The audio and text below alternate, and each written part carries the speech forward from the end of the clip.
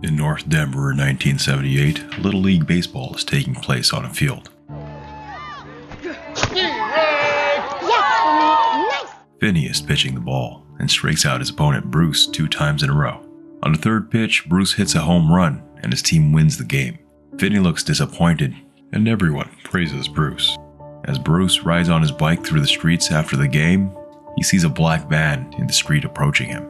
At Finney's house, Finney eats a bowl of cereal while his dad, Terrence, sits across from him reading the newspaper. There are many empty beer bottles littered around the house.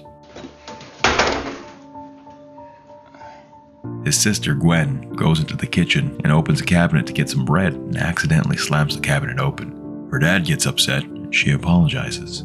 As Gwen and Finney walk to school together, they see a missing poster for Bruce Yamada.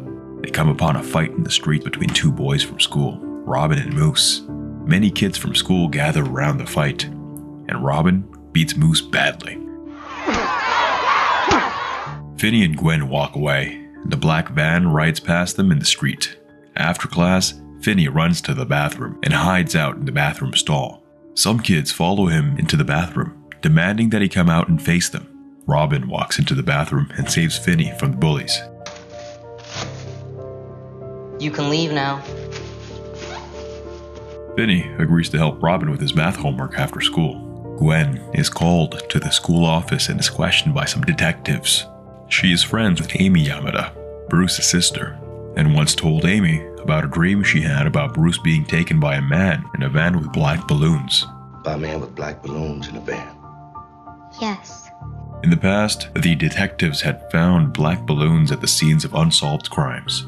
The detectives questioned Gwen about how she could have possibly known about the balloons. Gwen has dreams that sometimes happen to be real. After school, Finney gets home to see his dad is drunk and passed out. He eats ice cream for dinner in front of the TV. When he wakes up the next morning, his dad is smacking Gwen with his belt. He is angry that he was questioned by detectives based on what Gwen said about her dreams. Outside, in the street, Robin walks towards a black van. A man gets out of the van and starts walking towards him. Later on, Terrence gets a call from the police who inform him that Robin has gone missing. Police search the town that night looking for Robin. Finney asks Gwen to use her dreams to see what happened to Robin. The detectives show up at Finney's house and ask to speak to Gwen. She later comes to Finney's rescue when he gets chased and beat up by the bullies. She puts up a fight and they kick her in the mouth. She's commended for being very brave by Finney's lab partner. After school, Gwen goes to stay the night at her friend Susie's house. Finney is on his way home walking on the sidewalk where he sees a black van parked in his path. As he approaches it, a man stumbles out in front of him, dropping a bag of groceries that spill on the ground. Would you hand me my hat? Finney offers to help, and the man says he's a part-time magician and wants to do a magic trick. Finney peers into the van and notices black balloons in his van. The man suddenly grabs Finney and sprays something into his mouth. He pushes Finney into the van and Finney hurts the man's arm during the struggle. The man takes him back to his house and puts him in his dark basement with cement walls and a small mattress on the ground. The man wears a gray devil's mask and introduces himself as the Grabber. He explains that the spray blinded Finn temporarily, but that he won't hurt Finney anymore. The man goes upstairs, leaving Finney alone in the dark basement with a disconnected phone on the wall. Back at home, Gwen gets a call and is told that her brother is missing. In the Grabber's basement, the phone next to the bed rings. Finney stands to answer it and puts it to his ear, but hears nothing. The Grabber tells Finney that the phone hasn't worked since he was a kid. When the Grabber leaves the room, Finney screams for help. He sees a window high above him and tries to jump to climb out. He tells himself that if the other kids who were kidnapped and brought here couldn't reach it, he wouldn't be able to either. The phone rings again, and he answers it. He hears nothing on the other end again and hangs up. Finney sleeps and is awoken by the sound of creaking. He jumps up when he sees the Grabber is in the room staring at him. The Grabber expresses he simply came down because he wanted to look at Finney. Then he leaves again to go upstairs. Finney falls asleep again and the phone rings. He answers it and says he needs help. He hears some static on the other side. And then someone says his name. He freaks out and hangs up. Then the phone rings again. He picks it up, then immediately hangs it up. It rings again. A boy answers and tells him not to hang up. Bruce. I'm Bruce. The boy tells Finney that he doesn't remember his name, but that he met Finney once and that he almost had him. Finney realizes that it is Bruce Yamada. Bruce lets Finney know that the phone rang for every other child that was kidnapped and brought to the basement, but for some reason only Finney can hear it.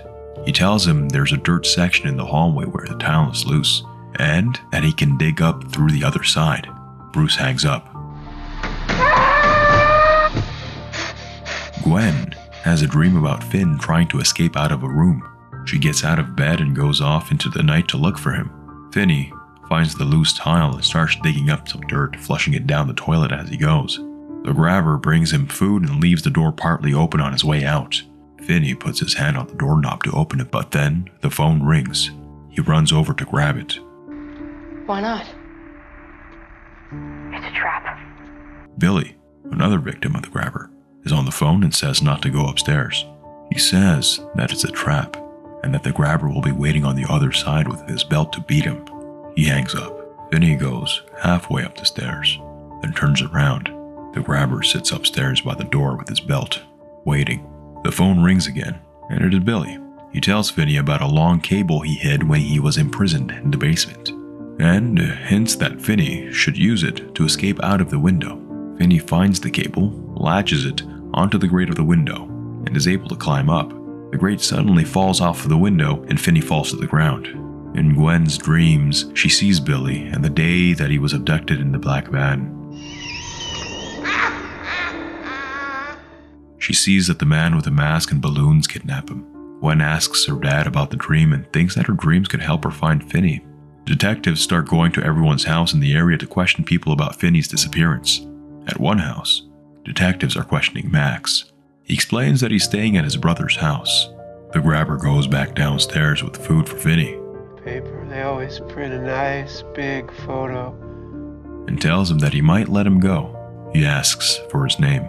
Finney gives him a fake name and the grabber gets angry knowing that he has lied. The grabber goes upstairs, leaving the basement door open again. He waits upstairs by the door with his belt again. He dozes off to sleep.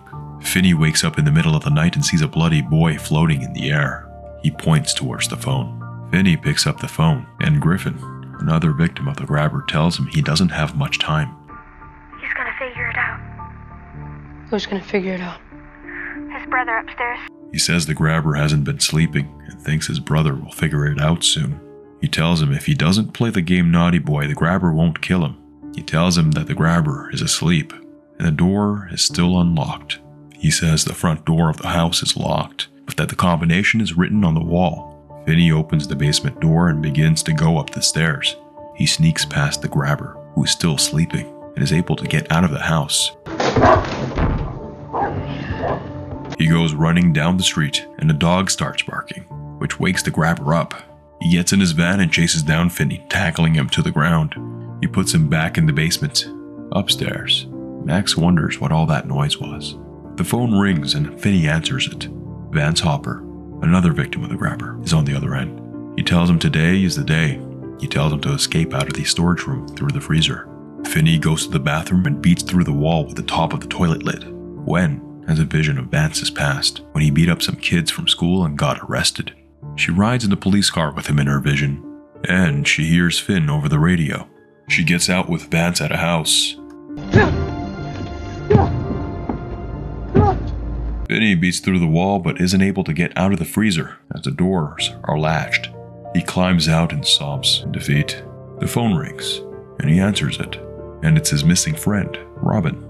He tells him that today is the day he needs to stand up for himself. He fills the phone with dirt and gets ready to attack the grabber. Gwen rides on her bike through the rain and falls off her bike when she sees the dead victims of the grabber standing in the road. She finds herself in front of the house, which is the same house that was in her dream, and realizes this is where the grabber must live. She calls the police to let them know about the house. Back at the house, Max does more lines of cocaine. The detectives rush off to the house, and at that moment Max realizes that his brother's house must be the house where the missing children are taken. He goes down into the basement and sees Finney downstairs. The grabber comes behind him and axes him in the head. Just at that moment, the police show up at the house. The grabber takes the axe out of Max's head. He calls down his dog, Samson. The police break open the door and find the house to be empty. Finney gets up and trips the grabber with the wire and beats him with the phone receiver. He rips off the grabber's mask and continues to beat him. He chokes him with the wire, and then the phone rings. Finney holds the phone to the grabber's ear, and he hears the voices of his victims. It's for you. Welcome to the nightmare end of your pathetic little life. The police finally realize that there is a basement in the house that they missed. They go down the stairs and find a gravesite of the grabber's victims. Finney throws the dog a piece of meat to Samson and walks up the stairs. Finney walks out of the house across the street from the house the police are in. Gwen sees him and runs to him. Their dad comes on the scene and embraces Finn, breaking down in tears. The grabber owned both homes, one where he killed his victims, and one where he buried them.